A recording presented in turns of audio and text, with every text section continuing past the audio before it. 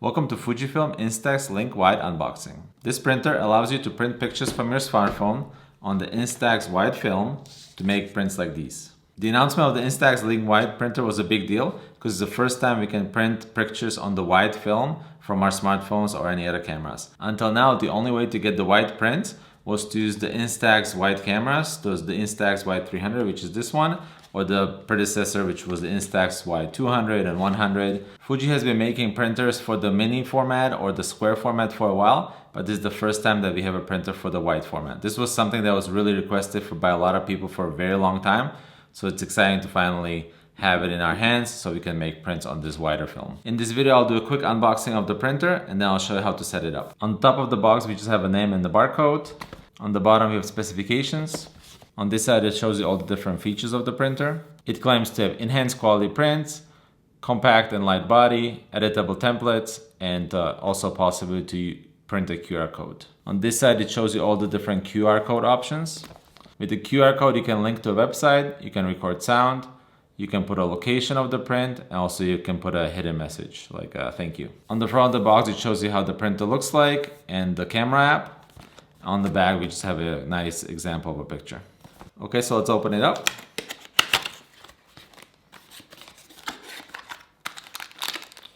We got a micro USB charging cable.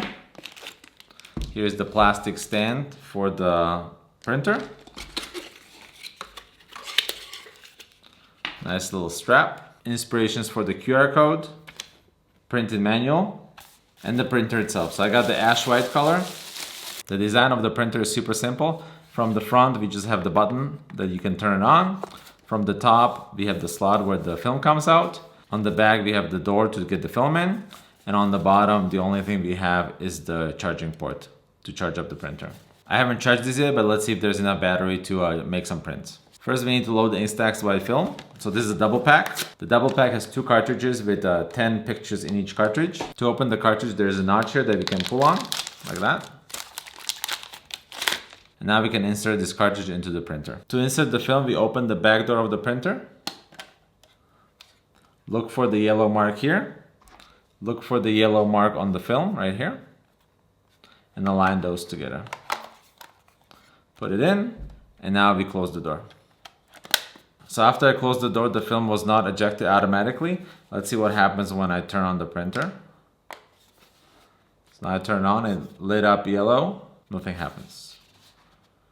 Okay.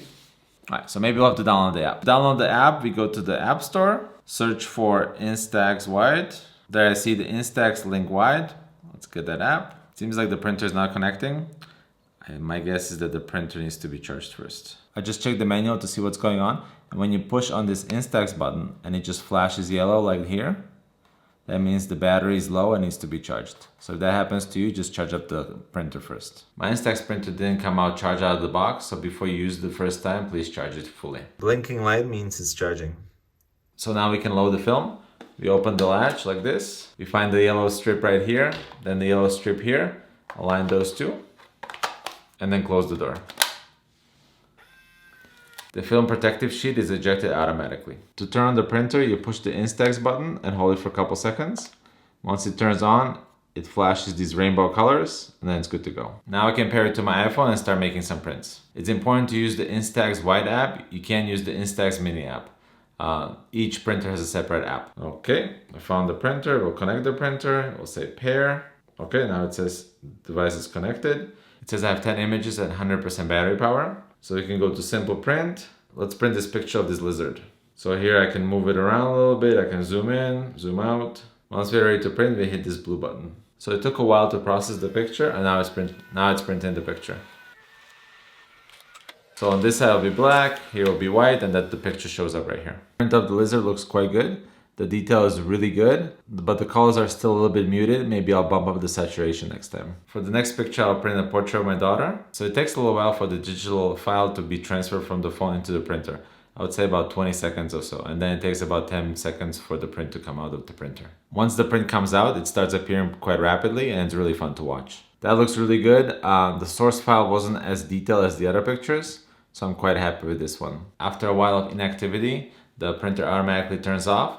But once I turn it back on with the button, it automatically reconnected with the phone, which is pretty cool. The app has a lot of different options aside from the simple print. For example, collages. You can also add a QR code. You can also make your own text and add it to your picture. And also has some predefined templates like best friends and so forth. I'll test all of these in a future video.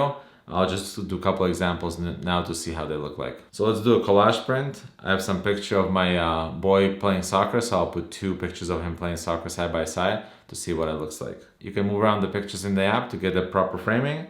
So this looks pretty good. I think this collage feature is really useful and I'll use it all the time. For the next example, I have a picture with some really deep blacks.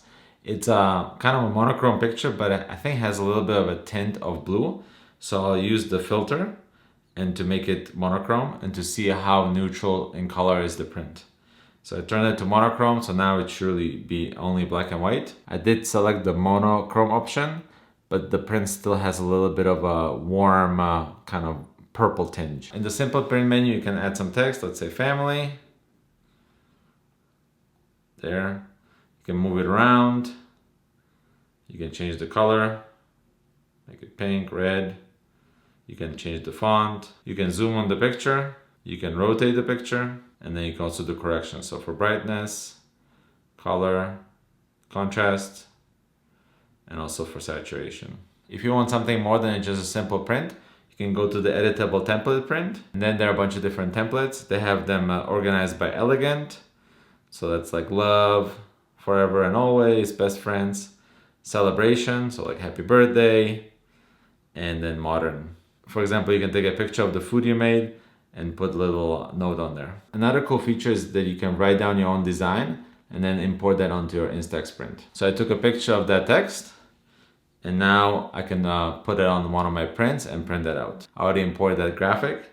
Now I'm gonna put it over one of my pictures. The graphic looks really good, but the picture of the Matterhorn doesn't look so good. The original file looked much better. So overall, I'm quite impressed with the printer. It's actually better than I thought it would be. The print quality seems to be really, really good. The price at $150 is a little bit high, but compared to the cost of film, it's really not that big of a deal. If you found this video useful, don't forget to subscribe, because in the next video, I'm gonna compare the Instax Wide printer to the Instax Wide 300 camera to look at the picture quality and see which one is better.